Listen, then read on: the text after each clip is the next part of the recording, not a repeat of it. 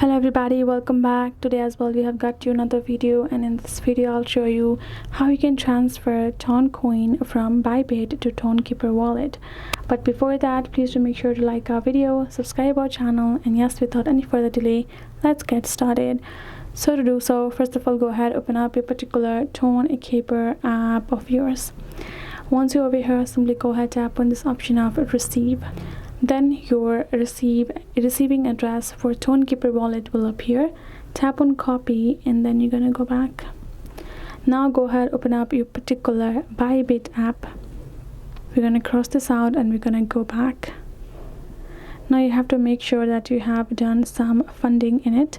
Now you simply have to go to the option of a withdrawal.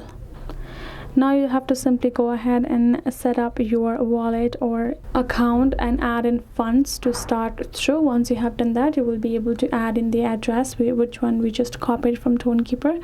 Paste the address, simply go ahead, choose the Toncoin as the currency, add in the value, how much you would like to transfer, then confirm, review and confirm at the bottom, and you're good to go. Your transaction will be through, and that is basically how you will be able to do so. So hope this video helped. Thank you so much for watching. I'll see you guys in our next video.